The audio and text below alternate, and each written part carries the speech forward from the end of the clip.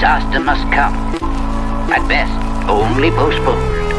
Shaolin Kung Fu, to survive, must now be taught to more young men.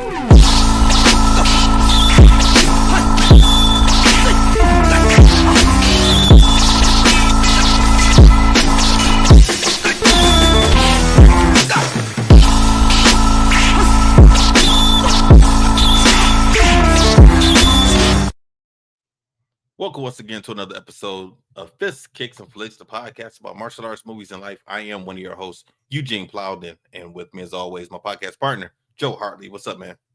What's up? Oh, man, you got real low. If this is your first time with us, I want you to know we are members of the Martial Arts Center Network. And on Mondays, you got the Winner Circle with myself, Isaiah Gathings, Chris Walker, and Angel Diaz. Tuesdays, the Inside Scoop with Alex and Jeff. Wednesdays, you can get the traditional way with Brett Shumway. And Thursdays, it's Fists, Kicks, and Flicks with myself, Joe, and Angel. For more information, you can check us out on all of our social media platforms. Just look for the Martial Arts Center Network on Facebook, Twitter, Instagram, YouTube, and Patreon. And don't forget about the main app, the Martial Arts Inner Network app. Joe, it is showtime. How's your volume now, man? I don't know. Is it good? Yeah, now you're fine. Yeah. Okay, I was just too far away from the mic. That's all. Okay, all right, cool. How you doing, man? I'm doing good. Been an interesting week. Got some stuff done around the house. Got my car fixed. That was the number one. Good. Pain in my butt, but I got it done. I still got one more thing to do, but I told him I'm gonna hold off because it just kept racking up, man. I was just like, yeah. Every time he called me, I was like, oh, now what? Cha-ching. So, but yeah. Other than that, car's running good. Family's doing good. My my daughter does the plays and everything, and so Walled Lake has 3 schools as far as high school goes. Mm-hmm. You got Central, Western, and then within the last, I think it's 12, 13 years now, they got Walled Lake Northern. So my kids go to Northern. I went to Central. My wife went to Western. When I was leaving Central, my last year there, they just redone the school. Okay. And then this past year, they just redid my wife's old school, Western. And so as far as the theater programs go, my daughter likes to go to the other programs. So you can volunteer to like usher and stuff to help out, and then you can watch the show for free. So she does that. If it's a show she thinks she's gonna like, she usually knows a couple of people that's gonna be in it, and so this one they wanted all of us to go, so we all went. It was Hadestown. Hadestown. Hadestown. Okay, that's the play. Yeah, it's the story of Hades and Persephone, and then Orpheus and Ulysses. Okay. It's a double love story. It's love, tragedy, lots and lots of singing, and it's it took me a minute to figure out what it was, but it's very jazz and rhythm and blues. So they got violin, they got piano, they got trombones, and it just sounds like Mardi Gras. Okay. A lot of the songs are very Mardi Gras-esque, and so good old soul deep down. And then Hades has like a baritone bass voice.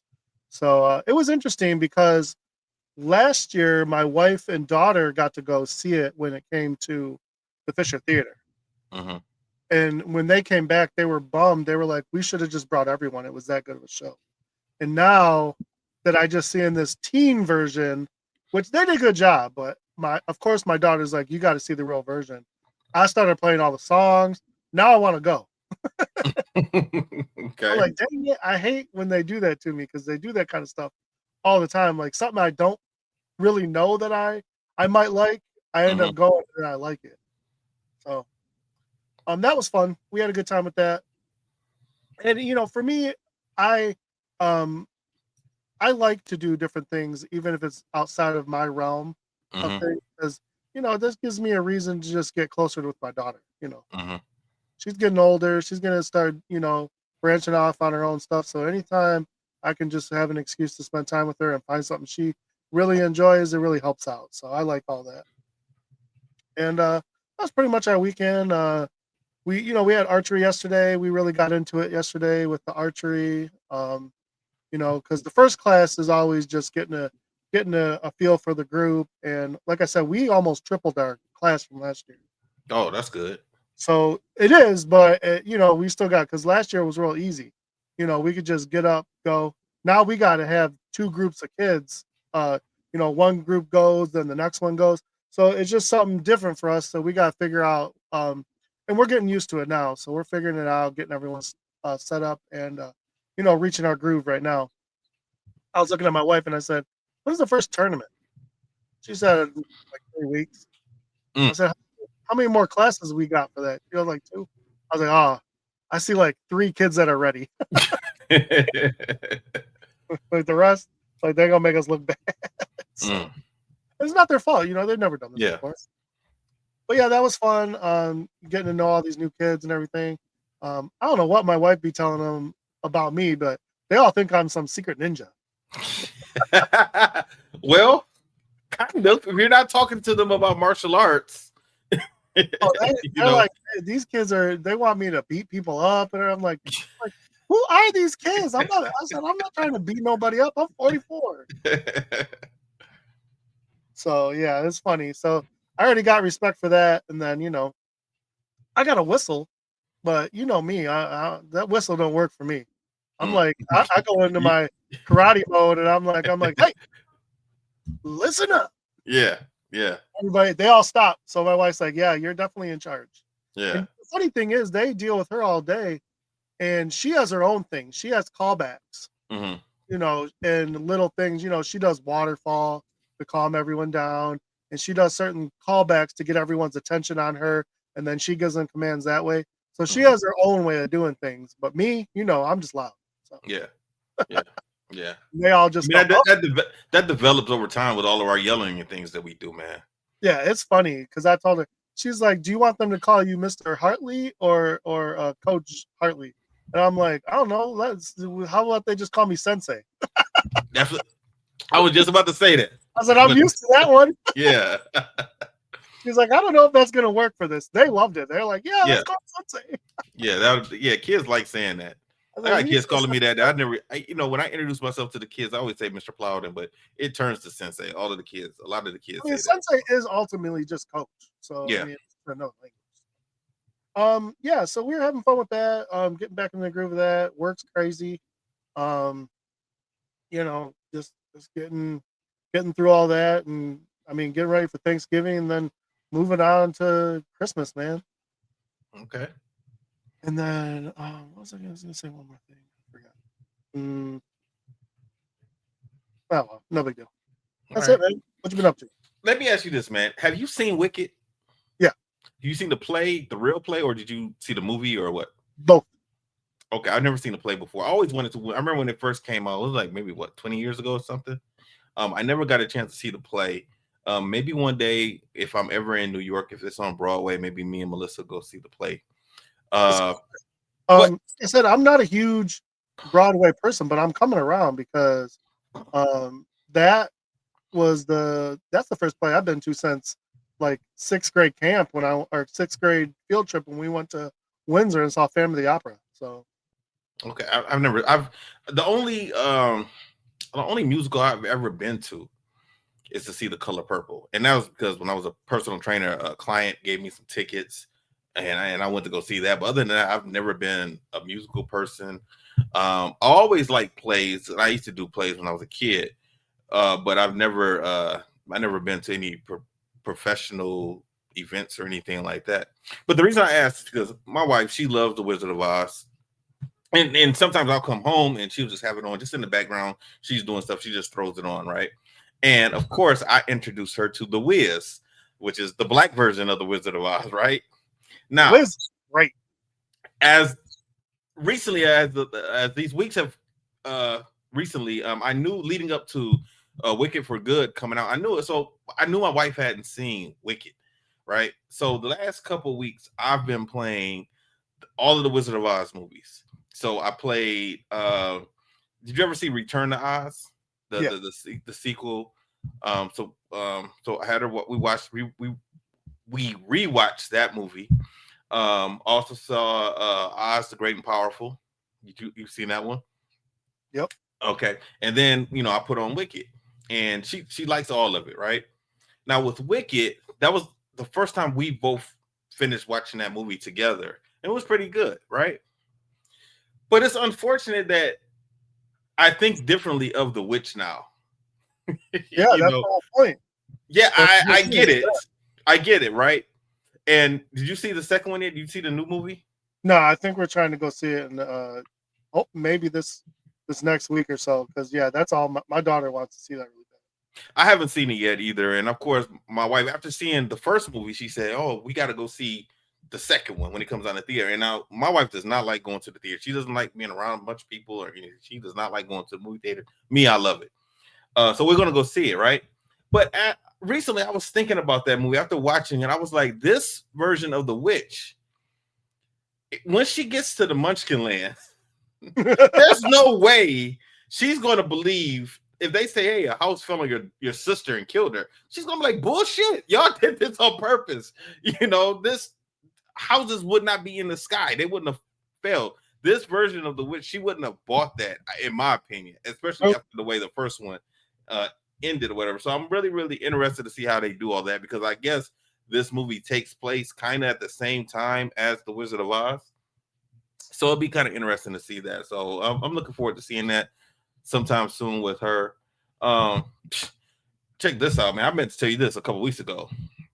So we and her are shopping, and she goes into one store, and this particular weekend I was working, so I had to go in Best Buy and do some work and check on some stuff in Best Buy. So I go in Best Buy, do my work, and before I leave, I say, I gotta go to the bathroom right quick before I get back in the car. We were all the way out in Chesterfield, so I knew it was gonna be a nice little ride back home. So I go into the bathroom. As soon as I open the door, there's a guy in there using the urinal. This is a grown man, and his pants were all the way down. I have seen it maybe once or twice. He wasn't in the stall. He's at the urinal. They don't care. I had to back up a little bit when I walked in. I backed up like, wait a minute, what's going on here? And then I'm thinking to myself, like, this dude, I'm like, oh, you hear me walk in? He didn't care. He kept his pants down, right? I'm at the other stall, and I'm thinking like, oh, he must be slow or something. Like, what person? He's on the phone talking to someone at the same time. Yeah, then he pulls himself up and then walks out, doesn't wash his hands or anything. He just walks out of there, right? So, yeah, exactly. So then I leave, and I'm thinking like, okay, I got to get a good look at this guy, because maybe I didn't ever saw his face or anything, right? So he's out by the TVs, and he's having a normal conversation. And now I'm really messed up in here, because I'm like, what would possess you to pull your pants all the way down like you're a 4-year-old to use the stall? Why didn't you just take your trifling ass in a stall if you wanted to pull your damn pants all the way down? Nobody want to walk in here. That's the first thing I see is your ass at a damn stall. You could have just went into in the urinal. You should have went into one of those damn stalls, had all the privacy you wanted. You could have did whatever you wanted in there. I didn't care. I was like, hell no, that's crazy. That's nuts. Ridiculous. Now I'm stuck with this damn image in my head that I never wanted. Ridiculous. Anyway, let's move on. Man, I told Bliss, I was like, I gotta tell Joe when we get on the show. I gotta tell him I don't believe this. I've never seen no shit like that before. I'm not believing in myself, but yeah, man. That kind of crap, and man. I'm glad now that bathrooms now a lot of times have the little foot thing that you're able to open the door with, because man, one time I remember I was in the restroom, and this guy, he was in the stall, right, and he sounded like he was having a rough time in there. He did not sound like he was having a good time, right? And he comes out, and once again he leaves without washing his hands. And then I get done, I wash my hands, I'm looking at that damn door. I was like, this guy, I heard him in there, and he did not wash his hands. I don't want to touch this damn door handle now. So I had to stand there and wait for somebody else to come in. I couldn't even get any paper towel. They didn't have any paper towel. It was the blower. So I had to stand there and wait. And when someone finally came in, get sick. Huh? They was really wanting you to get sick. Yeah, I guess, man. But I wasn't getting anything on my hand. So as soon as somebody opened the door, I quickly put my foot there, held onto the door, and swung it open and was able to leave. But I probably waited there, standing there at the door for about three or 4 minutes before somebody else came in there, man. Pissed me off. That's the problem. Yeah. Me and Isaiah had a good talk. When we did Winter Circle. Did anybody come on and debate? No, nobody came on to do the debate. No, it was cool though. You know, we both put our point of views out there. And Isaiah made a lot of sense. You know, as far as what he thought. So it was a good conversation. A couple of weeks ago, he and I had a talk about kids, man. I don't know. Like I was asking him if he thought that karate was going to be around in another 50 years. And I really don't know the answer to that question, man. As far as traditional karate, traditional martial arts, I really don't know, man, because maybe we grew up in a different time. We did. Kids don't look at martial arts the way we looked at martial arts, number one. And I see it in my students. These kids now, like we train every day. These kids don't train every day. My students, they train twice a week, and I have a third day option. And when I had third day option all the time, you remember when you used to come on Fridays, everybody wouldn't show up on that Friday. You know, I had sparring on Fridays, had to take it off of Fridays and put it on Thursdays to make sure the majority of my students sparred, because nobody wants to come on Friday. They definitely don't want to come Saturday either. So, maybe it's my area that I'm in. And I don't know, man. It just doesn't seem like with MMA and jiu-jitsu and Muay Thai way more popular now. I don't know if traditional karate is going to be around. And it doesn't look like, hell, it doesn't look like tournaments want to preserve the sport or the activity. It doesn't seem like they're doing anything to make it more popular or make these events a little bit more interesting or anything like that. So I really don't know, man. And we talked about, I was wondering if MMA was now the martial arts style is going to take over being an MMA competitor. Or I don't really want to say competitor, but just, because sometimes when you say competitor, parents might think as MMA gets more and more mainstream and in households, moms might not want their kids in a cage, and they might associate the word MMA with being a cage fighter. So I don't want people to think that, but just coming into an academy and you're learning the boxing, the Muay Thai, the kickboxing, the jiu-jitsu, that whole mixed martial arts academy, I think people might eventually start gravitating more toward that and doing that, and not so much wanting to work with doing forms and weapons and breaking and things like that, because it doesn't seem like kids want to put in that amount of work to reach another level in order to be good at those skills. And see, that was all the fun stuff, man. I love breaking. I still love breaking. It's my favorite. Yeah, my uncle, we were just fighters. We put all of our energy in that. And if you wanted to get good at sport, if you wanted to get good at forms, you had to take it upon yourself, like Trav and Ski. Those two were pretty much the only ones that really, really wanted to focus on that and compete in forms a little bit more. Until you guys all came around, you and Mike, your brother, and Jermon. I think Jermon did forms when he first came over. I think he did. Yeah. So, but before then, it was just a school of fighters. That's all we did was fight. Yeah, that's why I came there, because I wanted. Because when we decided to leave our old school, it was literally down to Plowden or Dragon, and it was basically that was the choice: forms of weapons or fighting. I immediately was like, for me, it's sparring. That's a no-brainer. Mm-hmm. I don't even care if I did forms of weapons anymore. I mean, I'll do it just to keep up on it, but for me, I only cared about fighting. Yeah, but see, now it doesn't seem like kids want to put in that extra work to get good at that type of stuff. You have to train outside of your own class. Yeah. You have to be doing stuff on your own. You have to, come in on days when it's not your class and work on, the other half of the gym and do something by yourself. Practice those 360s and those 720s and all the different types of kicks and stuff that people are doing now, man, and the different aerials and everything. I just don't see a lot of students, at least my students, they're not doing that. Yeah, it's a different breed of kids, man. It's like we gotta figure out a different way to get through to them. But then, like, how? Mm-hmm. Yeah, I mean, especially when you have the attention of all the different gadgets and internets and phones and tablets and everything now, the computer. Uh, I mean, kids don't even watch TV like they used to either. Nope. How often do you see your kids watching TV? No, it's usually YouTube Yeah, yeah. Like, or do your kids TikTok. even watch cartoons? No, it's all. I mean, it's all anime. Yeah, I mean, yeah. So, mhm. I mean, it So yeah. was for a while. We did like SpongeBob and Fairly Odd Parents, stuff like that. But no, it's anime, TikTok, YouTube, and Mhm. then they'd rather watch like TV, dramas like 911 and stuff. Okay. So, or a movie. Mhm. And then my son, he likes to binge watch things. He's binged Cobra Kai twice. We're having a debate right now. He wants to watch Game of Thrones, but I said it's a little too adult. Mhm. Which he does. I mean, he doesn't even care about don't get me wrong. He's not going to be like, ooh, Yeah. fast forward it. But I don't. He's not what he wants to see, like the dragons and the gore.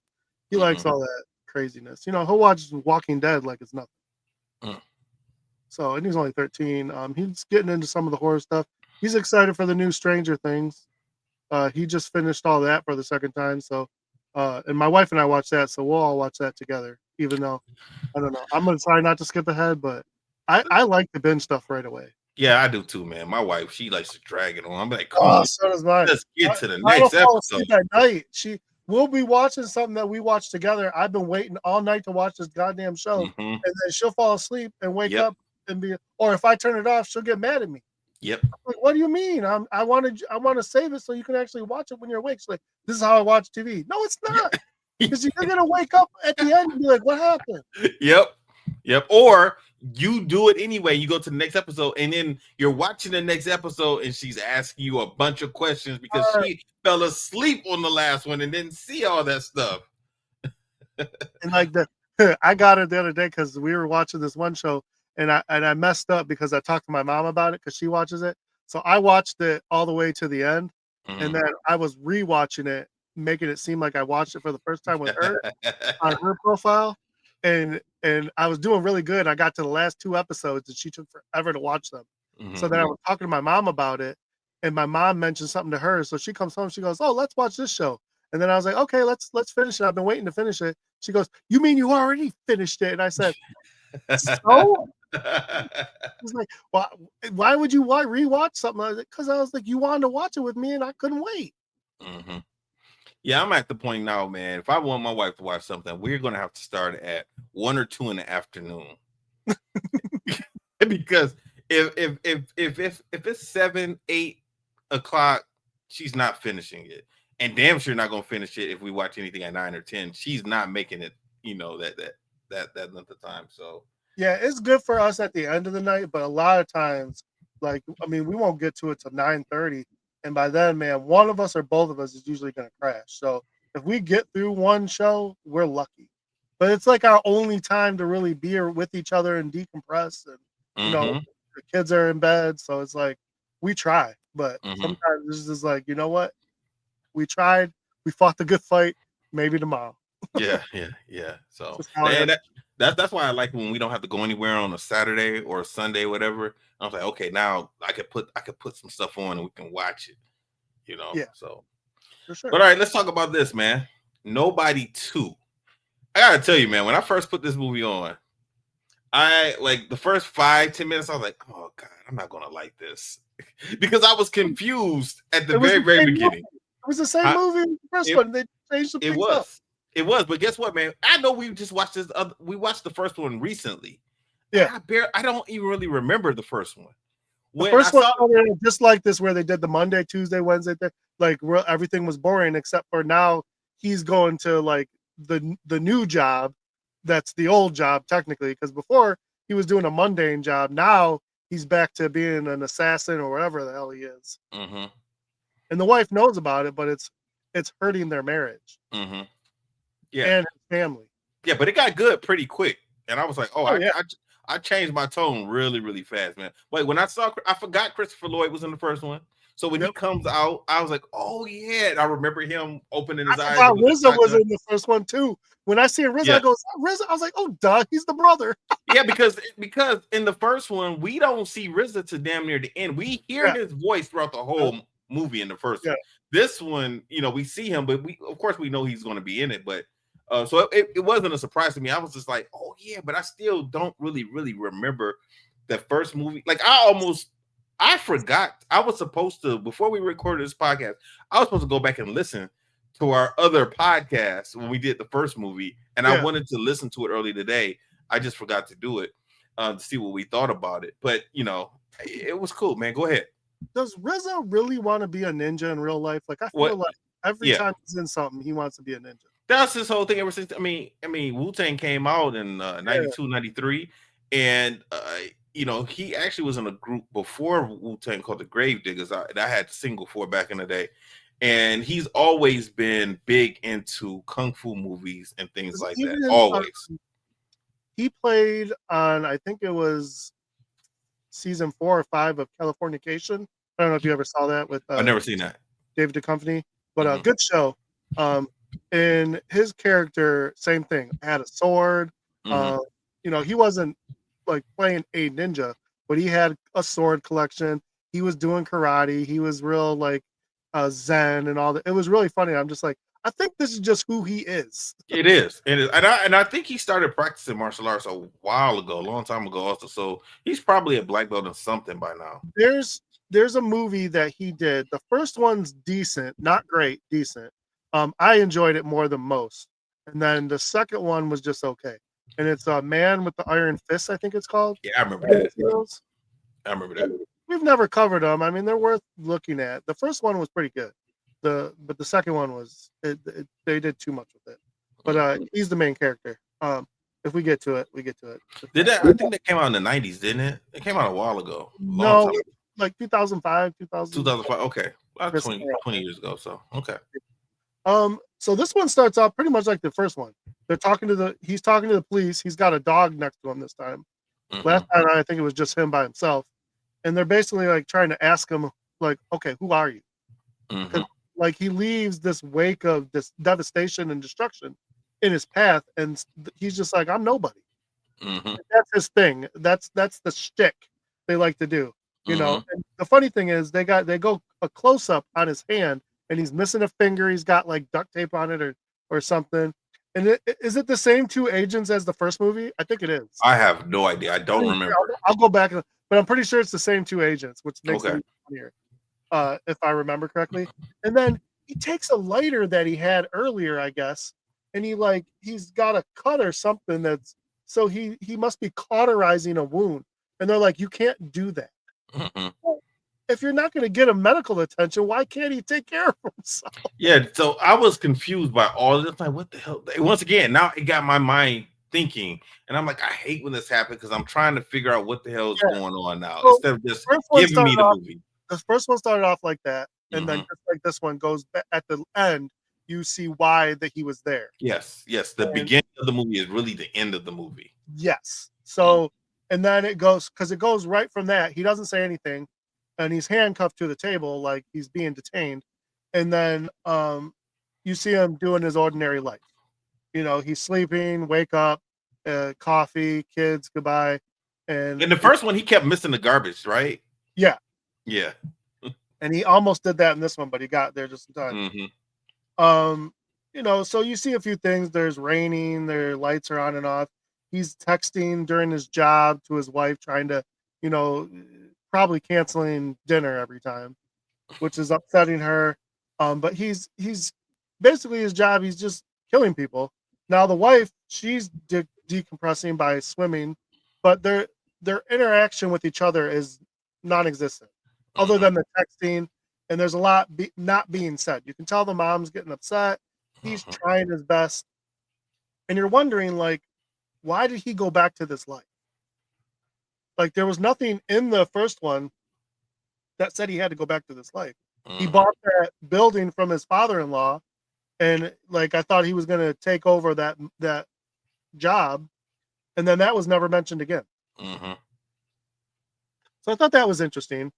And then we find out after a whole basically a week of all this, the boss that he was talking to in the first one, that he was getting information from and everything like that, gives him another job. And he talks about how he's helping him to pay off a $30 million debt when he earned the money in the first movie of the Russians. Now, I don't understand. Those Russians came after him after he beat up or killed the brother or whatever. So what does his boss care of that money? Like what dog did they have in the fight? I really don't know. It almost makes you want to go back to watch the first movie. I'm gonna have to, because I mean, like I said, he was just protecting himself, and then he fell into some crap like he always does. So I'm almost wondering, like, if this was a setup to bring him back into the fold, because $30 million is a lot to have to pay back. And this guy's like, oh, this job should knock off $800,000. Did they say how much left he had? No, they just said this should knock off. And then at this point, like I said, you see his wife texting like, we got to talk, and then she says she decides against it and sends, I love you. Again, he's missing interactions with his wife and family. His son has a black eye. He doesn't know why. He talks about it happened at the game. He said, what game? The game you missed. So he's missing out on life while he's trying to repay this debt. And everybody knows what he's doing as a job, so that's not coming between them. It's just the job itself. What did they expect? Like, what they want him not to do anything and just die? Like, do you want him to get a regular job and pay it back, over the next 100 years? Like, he got to pay back $30 million. Like, what do they expect? Like, you got to give him some slack. No, I agree, 100%. So he gets this bright idea when his wife does try to talk to him about it, but then she decides against it. Again, it's just the unsaid, the unspoken and everything, and it's really just causing a problem. So he decides, he sees it, he knows it, he won't talk about it, but he basically says, you know what, why don't I plan a vacation? And she just kind of blows him off, like, yeah, sure. And he's like, no, really, I'm gonna plan a vacation, I'm gonna come home tonight, make a dinner, da da da. Which, how's he gonna come home and make a dinner? He can't even come home to be there for dinner, let alone make a dinner. Like, maybe he can pick up some quick food on the way home or something, but that's about it. He was just trying anything just to no, I get from fighting with his family. Yeah, so he's gonna try.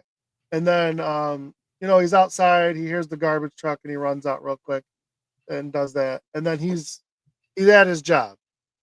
So he's in he looks like he's in deep thought. He's at a hotel.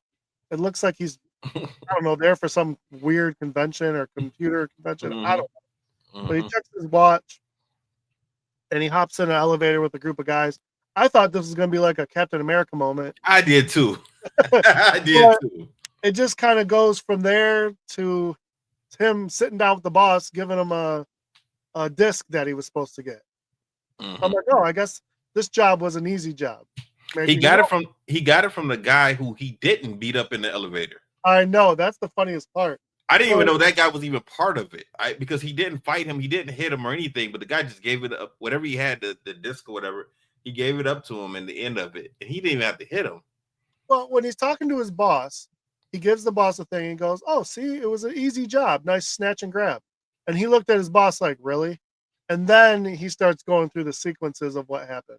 First, it was the armed guys in the elevator. What was there? 8 of them, minus the guy. Yeah, there was a bunch of them.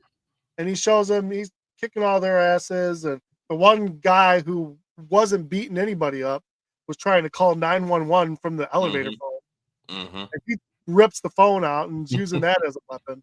So that's where this started. And then he got the disc. Then he goes, okay, was it really easy? Because then he gets in his car, and then what was it? Mexicans with machetes or something, I'm paraphrasing, but first it was Chinamen or something with guns in the elevator. Now it's Mexicans with machetes, and you know, he has to take all them out. And I don't even know what he did. He like ripped something out of the wall, like wiring, to block the machete, and he had like a pipe in the other hand. Yeah. Yeah, that's why I said it was so much stuff going on at the beginning of this movie. I was confused, like, what the hell is going on? Like, that's why I was just like, no, before the machetes, he said there was Iranians with Uzis. Then he changed it to another gun. I don't even remember. And yeah, that's right. Yeah. I'm like, how does he even get out of that? There was like 12 of those guys. Yeah, there was a bunch of them.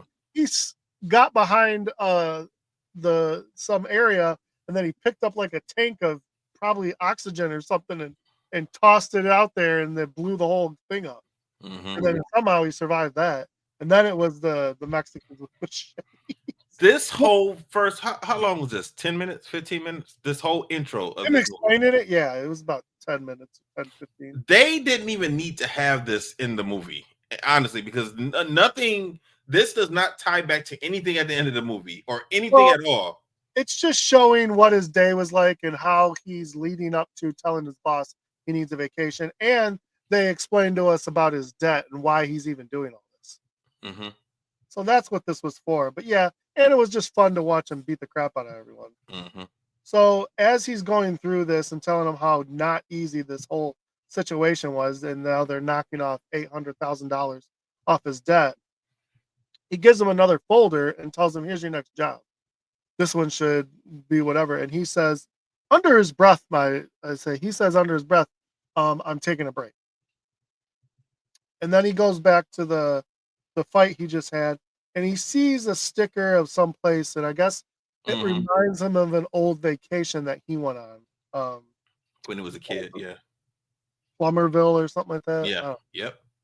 And Plummer Isle. And so he decides that's on the fly, that's what he's gonna do for his vacation for his family. And like I said, under his breath, he seems to be scared of this boss of his. I don't know who this guy is or what his title is or whatever, but he's this Hutch is not afraid of anybody.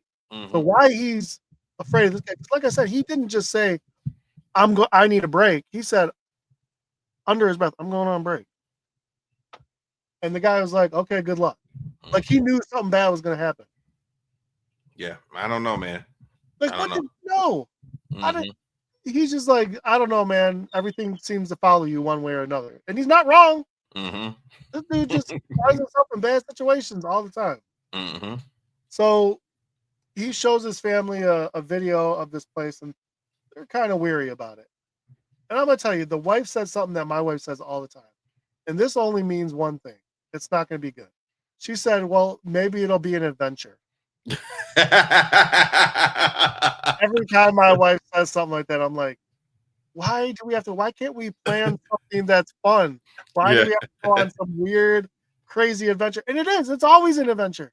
We find we don't plan something, we just out of a whim go do something, and it's an adventure because something always happens. The car gets messed up, or we blow a tire, or we get lost, or it's always.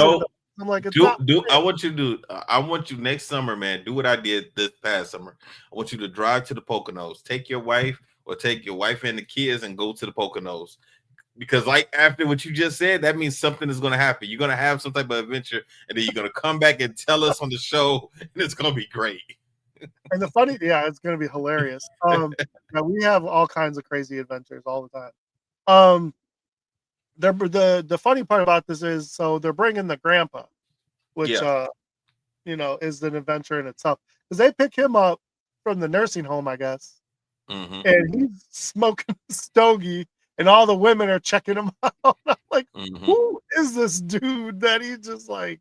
That's how he has it at the nursing home. It's kind of sad, man, that we see Christopher Lloyd getting old now. Like he not getting old, he is old now. Because we always thought that he was old in Back to the Future. We just got done doing Back to the Future for Superflix. He was not that old as Doc Brown at that time. No, he just looks old all the time. Yeah, but now he's really there. Like his voice is different, man. He's not moving as fast. And as for an actor as Christopher Lloyd, like he was always very, very animated when he would act. When he was Doc Brown, or even the guy, I don't know, I think his name was Jim in Taxi. He was a little bit more lively, and now to see him now just moving slow and not as active as we're used to is a little sad, man. Yeah, but he had a nice little moment at the end of this movie. That was So they get to Plummerville, and first off, he's got the daughter and the son in the room together, and they're kind of like, I don't know about that. So the dad, I guess he likes the lodge, so he's like, you know what? He tells the daughter, take my room. Now you guys can have your own rooms, and you don't gotta, make it weird. And I'll go take the lodge. And he's happy all by himself in the lodge. Yeah. And he doesn't even look like he's trying to be on vacation. He looks like he's looking for trouble. Who, the grandfather? Yeah. He looked like that was his house, like that lodge place. That looked like home. He was just chilling. So they get ready to go to the water park because that was the big attraction here, and it's closed. They're like, "What do you mean it's closed?" Yeah, it's closed. They give him a ticket for some hot dogs. Like, I was wondering if they were going to explain why it was closed. And they never did. The girl just said that they were making repairs. Yeah. And then later the sheriff had said that the water park's been a money pit forever. It's a terrible investment. He should have never took it over. He should have done something else with his life. I mean, that's basically what he said. So I will say though, this hot dog place was interesting because, like, usually I was just expecting like a little hot dog stand, but I mean, it had like a whole diner situation going on. Yeah, it was like an arcade too, right? Yeah. Mm-hmm. So he was staring at this corner where I guess when he was on vacation, him and his brother, and the dad must have left him there because it was just him and his brother, and this police officer just like asked him if he has a problem. This police officer had a problem with him right away. And all he would do was like, no, man, I was just thinking, like, sorry, my bad. And this guy, like, just had a chip on his shoulder for no reason. Mm-hmm. And honestly, Hutch, he's probably lucky Hutch was on vacation. Because any other time, Hutch would have took this dude out right away. I don't know. A sheriff, I don't know if he would have just initiated that. He was a cop. Like he cared. I mean, this dude talking to me like that, I might have. Like, if he was a regular guy, I don't know about a sheriff or a cop. I don't know if he's looking for trouble like that from them. That could be a whole like he has to go back and face his wife. How do you explain that to? I mean, at least he had a reason to do what he did this time. This next part got me real bad because they're at the arcade. The son's doing his thing. The dad's trying to talk to him about the black guy in the game. Mm-hmm. He's not wanting to really listen, and the son's shooting basketball, and these girls are just like kind of like talking to him and looking at him. He gives them some tickets, and it is no harm, no foul, no big deal. I thought maybe he was gonna make more of it, but whatever. And the sister was like, "Why'd you give away our tickets?" He's like, "Man, it was just a few tickets. I got plenty." He had them come out of his pockets and stuff, so he was good. So they go up to get a prize, and the sister gets like a stuffed animal, and some dude on the punching machine. Which, by the way, come on, man. Like that's making you a tough guy because you're on the punching machine. Those things don't measure anything, okay? Yeah. Like I've seen grandmas get 500 and 600 on those things. So you just got to hit it the right way with enough power. If you know even remotely how to throw a punch, you can get a high score on that, but whatever. So they get the thing, and this guy comes up and accuses him of, being a nerd and flirting with his girlfriend. First off, if anybody was flirting, the girlfriend was flirting with him. Yeah, she's the one that approached him. Smile with looking him up and down. All he did was give her some tickets and walk away. Mm-hmm. So this guy wants to start something, and he takes the stuffed animal and rips his head off. And the son, I'm sorry, man. You do that to my little sister, you're getting punched in the face. Mm-hmm. Or at the very least, I'm gonna push you, and then you're gonna start something. But one way or another, man, you gotta stick up for your family, and that's all there is to it. And then some crazy person out of the back just comes out and wants to start more stuff, like like starting the other kid started this, and now he's getting ready to like beat up the son. And then he really made a mistake because after Hutch gets ready to mess him up, he kicks him out and whacks the daughter upside the head. Yeah, now that was a security guard who did that on an adult. Like, why would you hit a child in the head? That that would have been a fight right there. Like, it was unnecessary. Hutch took him out. He took the family. No, I would have beat them up in front of my kids. Oh, 100%. Well, he ended up doing that anyway, but I know, but he tried not to. He was thinking about it. He got his family out. He was going go about his business, but he had that man pride, and I don't blame him. But that would have happened. I wouldn't have walked my wife and kids out of there. No. And knowing my wife, she probably would have jumped in it with me. Probably. My wife already would have known that it wasn't. She wasn't going to stop me. She would have just had to step back and be like, "I hope we don't go." Yeah, but and the wife had an issue with this. I'm like, why do you have a problem with this? This is not making any sense right now. Well, the funny thing is, so he looks at his family and goes, "Give me a second. I left my phone." And his wife told him, "Nah, man, don't you?" She didn't believe that. She knew exactly what he was about to do. Yeah. And he did. He went in there and raised some straight up hell. Yeah, he beat them bad. He just didn't beat them up. Like, he was putting their heads in some of the games and smashing their heads and everything. And those people were not. They weren't ready for that level of violence. Like, this guy is a trained assassin. You're a security guard. And so, they of course, they were ready for that. Him and the son end up at the police station, and then they single them out because the sheriff, that was the sheriff's son. And the sheriff's son is upset because he, quote unquote, hurt his son's pitching arm. And the funny thing is, Hutch tried to reason with the sheriff. He's like, well, if you would just check the video, you would see that your son and everybody else there started this. I just finished it. But he didn't want to hear none of that. But he did let them go. But the other police officer, the one with the hat who already had the issue, he didn't want to let it go. And that was where he messed up right off the bat. And I just kept thinking to myself, like, what makes this guy so cocky? Like, it was driving me nuts until we realized he was basically number 2 to crazy ass Sharon Stone, who I didn't even know that was her until I looked at it. I was like, oh my God. I didn't know it was her until the very, very end when I saw the credits, because I was like, I know that's not Tia Leone, because she kind of sounded like Tia Leone. And I know, I just did Tia Leone and Only Murders. She still looks the same. But she had glasses on and she had her hair slicked back. So that's why I thought it might have been her. But I was like, oh man, I wish they would really show her face, because it didn't look like Sharon Stone to me. That did not look like her. And she didn't act like her either. No, like, she didn't. Whoever wrote this character for her, she played it pretty good, but man, she was crazy. Yeah, I knew it was an actress that I knew, but I just couldn't figure it out. And I said, I'm going to figure it out. I don't want to look on Google. I don't want to spoil it. I got to figure this out. I never figured it out. I didn't get into it until I saw the credits. I was like, I know who that is, but I can't put. I never guessed it. So, like I said, the sheriff wanted to just let him go and let them have the rest of their vacation.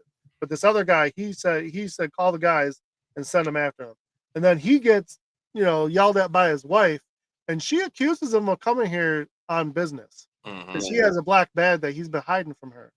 And she kind of had to take her foot out of her mouth because she opened it up, and it was a romantic bag for them. It was, he had a old bottle of wine that he got on eBay, probably paid some money for, that had some meaning to them, because it was the wine they shared when they first met, first date, something like that. And then it was from like where they met, which sounded like it was an interesting story, because it didn't sound like they met each other like where they live now.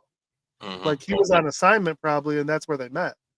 And that's why I started going, like, I started thinking this in the first movie, but then they were doing some things in this one that made me think there's more to her than meets the eye. Because she was doing the shooting game, and she had a really good shot. And then she's been always kind of a little bit too okay with his way of living. And that just doesn't happen unless you're like on something else. You're like, maybe she's something or maybe she's not. I don't know. But all I know is, like, she's a little too okay with things, even though she gets mad about it sometimes. I think if they have a third movie, they're going to explain that. I think They so too. easily can have a third movie. I mean, did not end on a cliffhanger. No. But I mean, they definitely it could be easy. They can easily have a way of doing a third movie. So he talked about these duck boats, and I guess they used to be like a military boat, and the son was excited for that, but now they just changed it to like a catamaran with a duck on top. When he was talking about these duck boats, I thought it was going to be like those little paddle boats. Those little That's what I thought too. That's what I thought it was going to be. So I was kind of surprised, like, oh, okay. So he buys the tickets for these boats, but he notices out of the corner of his eye that sheriff and some other people with him are following them. So he tells his wife, he has some bad food or whatever, and he's got a bad stomach, and for them to go ahead without him. And of course, he goes back and he basically tells the dudes like, I don't know what your problem is, but you need to figure out real quick or I'm gonna mess you up. And then some other people start getting on the boat, so they have to go on this other boat now. Now the funny thing about that was I was like, so you don't get on the boat with your family, but now you're on a boat with these fools.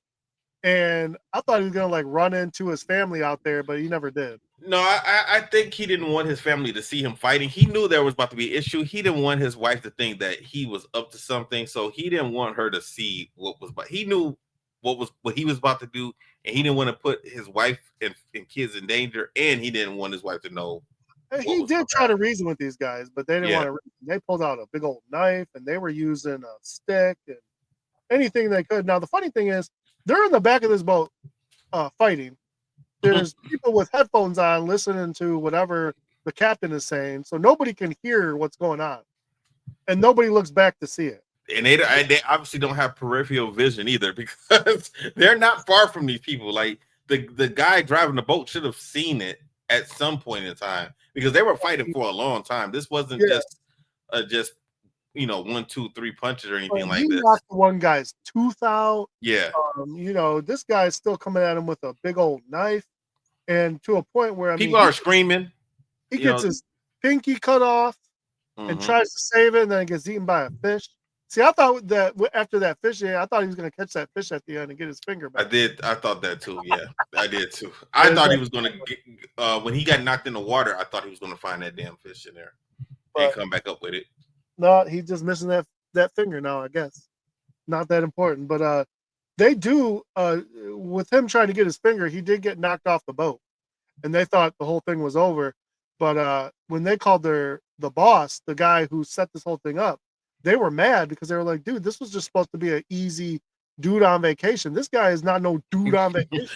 This guy is serious business. Right. I mean, he comes back on that boat and then he messes them all up, like to the point where they all got to go to the hospital. And they were already messed up when they knocked him in the water. So when he got back on, he was on another level then. Oh yeah, he was done. He was like, now I'm wet, missing a finger. Yeah, and they looked at him like, oh man, like why did he get back up? We got lucky just to knock him off. Yeah. And they wanted their money too. Oh yeah, they said we're gonna need some more money. I mean, we got the one dude with an anchor in the back and pushed the button and sent him out. That could not. That was nasty. And then he's all changed and sitting by a payphone. He gets on the payphone. And this is when I see RZA, and then I was like, "Oh yeah, I forgot RZA out on a dock with a walkie-talkie and pouring some tea, like just chilling." This dude is just he's a funny dude. He loves it. He loves it. Now, do you think the dad he adopted these two, or do you think he just had two baby mamas?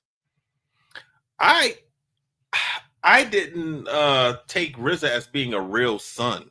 I took him as being more so of a adoptive kid, but they really didn't explain that either, did they? Well, they showed. I mean, they've been doing this since they were kids, because he said dad, they brought the dad brought both of them there, and they've never explained either of the moms. So I was curious about that. Maybe they will. If they did, they said it in the first movie, and I forgot it. But no, they never said anything about it. They didn't. Okay. And he even called the son his nephew. Like, I mean, maybe that's just how I got my best friend. I just call him my kid's uncle because Right. we've been cool for so long. So, like I said, man, like in the first movie, I just assumed that they were just But they friends both that call grew up they together both that did call military stuff together. yeah, they both call the grandpa dad. So I was wondering about that, but maybe we'll never know. So we finally see what the sheriff and Deputy Duha, whatever his name is, what makes them think they can just do whatever they want. They're in the other conversation um Hutch had was with his boss, and he found out that this was a route used for cartel. Mm-hmm. So of course, like we know, Hutch finds a way, and now he's involved in this cartel business, and the sheriff's involved in it, and that like I said, that other police officers involved in it, and they kind of oversee and make sure that the money, and they had like explosives or something, so something to do with terrorism and all this stuff, and they were transporting it to Sharon Stone's character. And I don't, I guess she's the cartel boss. Yes. This was her operation, and she got power, Yeah. and just her character makes me think there's going to be a third movie, especially how it ends. But like I said, it wasn't a cliffhanger. But after everything that he does in this movie, yeah, they can easily do a third movie. Oh, they probably will. And these movies have been doing pretty good. His boss tells him about the cartel. He basically says like she doesn't just like take out family. She takes out family trees For less. Yeah, she's crazy. So he's basically like, you're on your own on this one. And then we see her in a casino, and there's a guy, I don't know if he owes her money or what his deal is, but he's on a winning streak, and she comes over and basically deals the cards for him and messes it all up for him. And then she just straight out kills the dude. Like, no problem. She just kills him, kills some the people around him, and then basically tells her, and this is her casino, and tells her people, yep, take everyone else out. We don't need no witnesses. Like, that's who she I don't know what this dude probably, maybe he owed her 10 cents, maybe he owed her $1. I don't know what but she took him out, no problem. And everybody, she took out her own casino. These people are paying you. Don't care. Because it's probably laundering anyway. It's probably just there for laundering money. She's like, oh, I guess I got 10 more of those. I don't know. So this is when we meet her for the first time, and she's crazy. She's got 2 other crazy women with her that I don't know if they were siblings or no, I don't think so. They were and then after she does all this killing, she just takes the dog, that her little bull terrier or whatever he is, and tells the guy, okay, finish the job off. See ya. And she just walks away like it's nothing. She's psychotic. Then we see the sheriff with his son, and his son's pitching on him seems to be fine. So I guess that's why, he don't care about that. And then he has to step away to take a call from Crazy Lady. And he basically says, okay, well, this is my last time doing this because now my debt is paid. I don't know what debt he had. It sounded like from his dad. So she killed his dad because I guess he owed her money, and now he had to take over that debt. And so he assumes that this is his last one because this should pay off his debt. And she tells him straight up, she's like, no, you're the cash cow, man. Like, there is no paying off the debt. You're done. You're in this for life. And he argues for a minute, but he realizes there's no reasoning with this chick. She'll kill his whole family. You know what's messed up? They switched it up because they kind of made it seem like the sheriff was the bad guy at first. When we first see him, when he first brings Hutch in, then they switch it. Well, and they did. I mean, he was just mad about his son, and I get that, even though his son was the one who started it. But he did let them go. He didn't ask for the retaliation. The retaliation came from the other sheriff. Yes. I mean, he did act like a jerk at first, but I think he realized, okay, they're here with their family. My family's okay. And he did say, he's like, dude, the guy hit my daughter. What would you do? And he didn't say it, but he looked at him like, yeah, I get it. Okay, and he let him go. So the fact that the other guy retaliated really is the one who messed things up. And why would he even do that?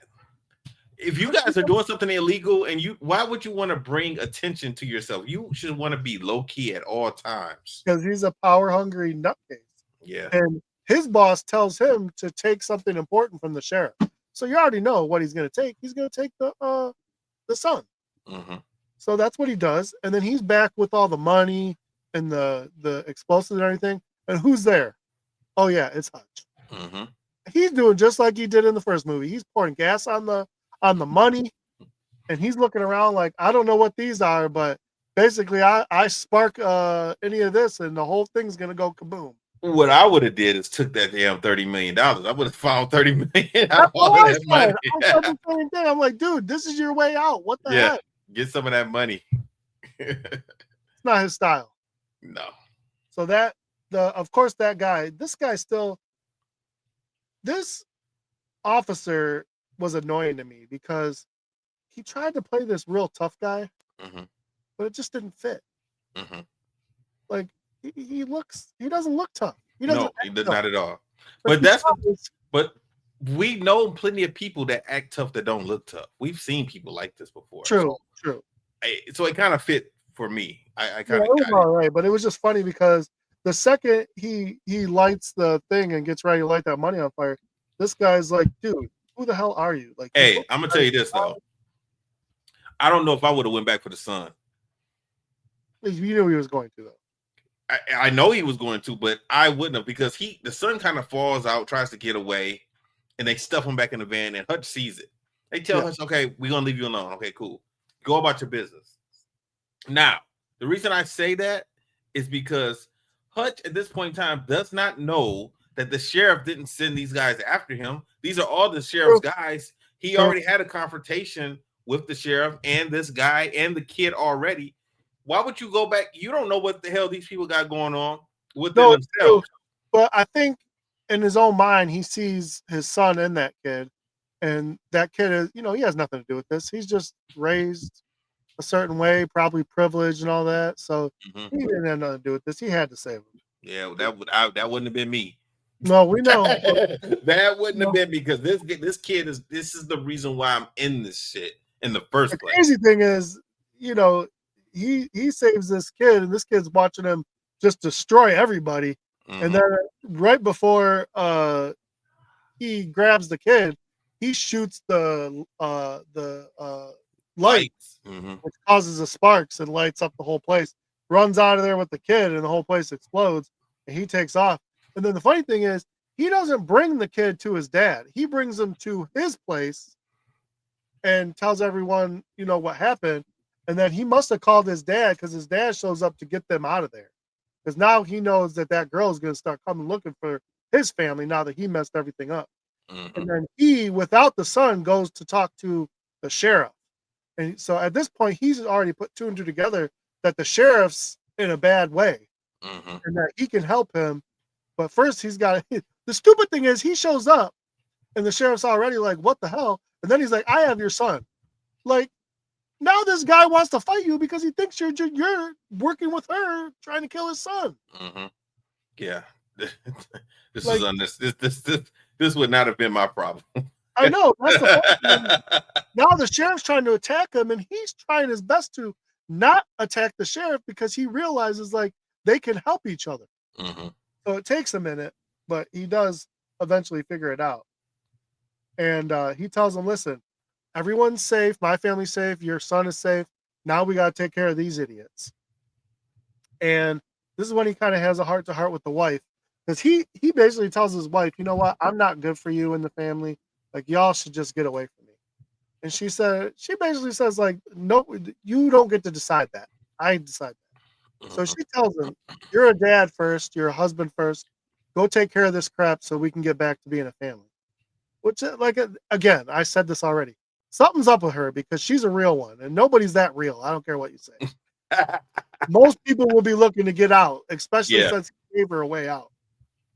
And that couldn't have been easy because obviously he loves his family, but he knows like it's dangerous. So him and the sheriff get on even ground. RZA shows up to help out, and the dad, and they basically, the plan is to, because she's coming. So she's going to find out where they're at, and she's coming. So they prepare the water park. This reminded me of Home Alone. I was like, Yeah, this is a gangster ass Home one- Alone. 100%. 100%. They So booby trapped this amusement park but it's not the stuff that Kevin McAllister had. It's not the micro machines on the floor or anything like that. They have grenades. They got landmines. you know what I missed? That wasn't a dog. That was a wolf. Yes, that was a wolf. That was the wolf that the crazy lady was talking about earlier. Mm-hmm. I'm just realizing that right now. I was like, where did this dog even come? It's not a dog. It's a wolf. That's funny. How did he tame that wolf? I don't know. Like he looked at the wolf earlier in the movie when they were walking around the amusement park when it was in the cage, and I don't know. Maybe the wolf sensed that he's a nice person. I don't know. So the mom says she's gonna go for a walk, and then she looks at this gun that was in the cabin, and I'm like, okay, that was obviously she's not going for a real walk. She's going to see what else she can get into.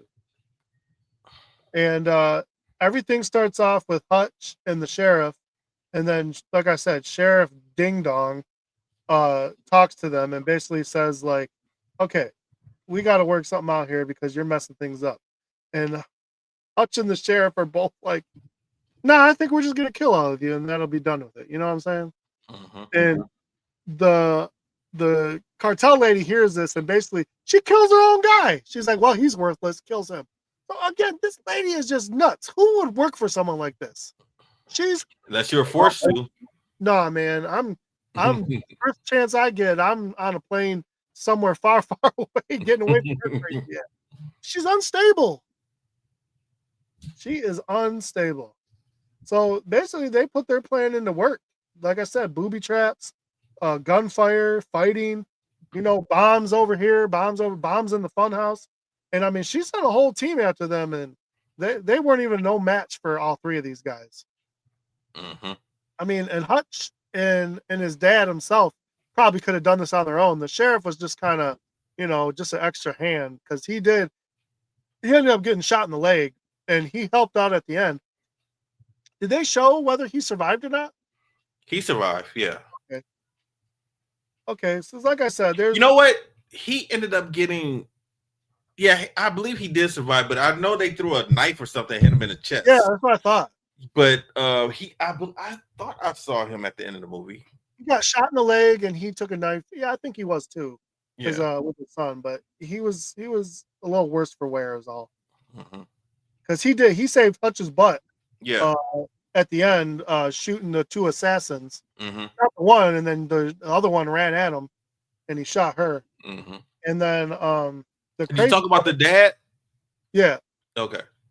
Well, the dad was doing his own thing, but something happened where he got knocked out because yes, he was supposed to be on lookout, and when they started attacking Hutch, they knew that he was up there. I think did the woman do something? Did she shoot up there? Somebody shot up there. Yeah, and that's what happened to him, and he got taken out, but he's not dead. I thought RZA was with them, and I didn't realize that he stayed back. Which I'm glad he did, because however they knew that where the family was, and RZA just taking out everybody with his sword. He really believed he was a ninja. He thought that he was a ninja. 100%. He thought he was a ninja. He's good. Some good sword work though. Mm-hmm. This was a fun fight. I don't know who this other guy was, but he didn't last very long. He kind of came out of nowhere. They should have explained him. He should have been explained a little bit more earlier in the movie or something to have a significant role like this where you're going to kill the kids. And one of the guys actually got in the house, which was nuts, but the son took him out, and the son was choking him to death, and the guy said, like, please don't kill me. Yeah.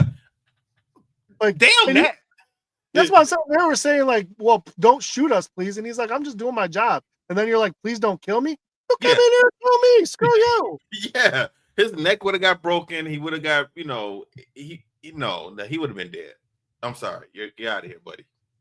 And then RZA gets his one big line. don't bring a machete to a katana. Yeah, I thought you would like that. I He thought cut you would this like guy. that. He cut this guy's head off clean at the mouth. Not Like just that. They kind of exaggerated that. Did he split the bullet in half also, or was it just the gun? Because it went through the gun too.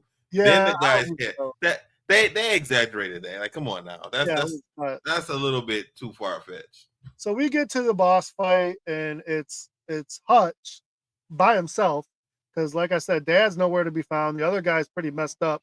We don't know if he's still in the fight or not. And Hutch is getting destroyed by these two chicks. Mm-hmm. And the dad is starting to wake up and gain consciousness. So hopefully he can help. But Hutch is in a bad way, and they pull him up for Lalinda or whatever her name is to kill him. He's just messing her up with a knife, cutting him a little bit, maybe a cut by 1,000 death or 1,000 cuts of death. I don't know what she was doing. She was goofing around too much. And so, like I said, the sheriff pops up, shoots the one girl right in the head, and it takes the other one, gets pissed off and runs at him. He shoots her 3 times. She's done. And then all of a sudden, Lalinda takes one to the head. But it's like a tranquil dart or something like that. Like, and you look over and there's the wife. And I was like, okay, what's going on with her? And she throws one of her knives at the mom, and the mom shoots the knife before it gets to her and gets her with the other dart. And I mean, whatever happened, whatever that was in those darts, it must have been poisonous or something. I was wondering if it was poison in there. Because then I was like, oh, are they going to interrogate this chick now or something? Like, why shoot her with a dart? You know, somebody like her, you got to just kill. You can't do that. You got to kill her. She got too much power. She got too much power. So and money. Here we think everything's all done. Then another like SEAL team shows up out of nowhere. And that's when the dad comes to the rescue. And what did he say? He said something silly. I can't remember, but he blew all of them. He damn near blew up the whole amusement park. Oh, he just said fire in the effing hole. That's what he said. Yeah. He blew up the whole place. And you see Hutch and his wife have to jump in the pool. Because Dad don't care. He's taking out everybody. Yeah. And we're happily ever after, I guess. We get to the end, and now we're back at the FBI. The beginning of the movie. They pan back, and so in the beginning it was just Hutch and the dog, and then you see the wife there. Yeah. And they're like, "Who are you guys?" And they're just playing dumb. They're like, "We're just a family on vacation." And they're all bloody, and he's missing it. I mean, like, dude, like there's just no way. Like something else is going on here. Like what the hell? And then of course, just like in the other one, he gets a phone call, and he's like, "But man," he's like, "there's dead bodies everywhere." It's like it's complete chaos. Like we can't just let them go. And whoever was on the other side of the phone was yelling at him. He's like, "Okay, you guys can go." And the lady even looks at him like, "Are you for real? Like, what?" And then we see them. I guess they finished their vacation because they have pictures from the vacation. Yes. They still hung out there. Like there's nothing there. I was thinking that they took those pictures before all of this stuff happened because there wasn't much left of the amusement park. Making me laugh about this. The mom was taking pictures with the disposable camera. Who uses a disposable camera anymore? Yeah, right. I didn't even think about that. Like that's not a thing anymore. They shouldn't even make those anymore. Like, where are you even going to get that developed? Kodak. So, what are you giving this movie? I'm going to give it an A-, man. I'm cool with it. Like I said, the first 10, 15 minutes I really didn't care for. It was like I just felt like it was unnecessary. But other than that, man, it got really good. I got into it, and it seemed like it went by fast, man. I was like, man, it seemed like the movie was like an hour or so. Because that's what happens when you get those shows those movies that are nonstop action like that. It's crazy. Yeah, it's funny. When I do the movies with my father-in-law, he's gonna want to see this. So, we'll definitely probably rewatch this on Friday. Okay, cool. So, what are you giving it? Oh, I'm giving it an A for sure. Okay. I enjoyed it. It was fun. Good. I hope they give us a third one. He's really good in this role. Like it's so funny because seeing him as in Breaking Bad and then seeing him Better Call Saul, Like it's a total different character. I mean, he sounds the same, but he's not fighting in those shows. I don't know if you ever seen either one of those, but No, I haven't. I know what they are, but I never seen it. yeah, that's where he came from. He's a sleazy lawyer Okay. in Breaking Bad, and then he got a spinoff, Better Call Saul. But then he's in this one, he's just a regular old ass kicker. So it's kind of funny. All right. So what do you want to do next, man? Man, I got no idea. I got it. Let's do Kingdom. Okay. Let's start Kingdom. I kind of want to watch a series. So I love that. Yeah, I love that series too. That's a good one. Yeah, so let's start off with season 1. We're not gonna do 1, 2, and 3 seasons in a row back to back. We'll space it out like we did Warrior. So first 2 episodes, because are these 10 episodes or 8? I think there's 10. Okay, cool. So we can start with the first 2. All right, sounds good. All right, you got anything else? Oh no, man! Everyone enjoy your Thanksgiving. All right, make sure that you guys listen to us when we do our other shows, Super Flicks. This week we're getting back to Superman. We are going to do the latest Superman movie, the newest Superman movie, I should say. We're going to cover that movie. So everyone stay safe, stay strong. We'll holler at you next week, and I will play our music. Disaster must come. At best, only postponed. Shaolin Kung Fu, to survive, must now be taught to more young men.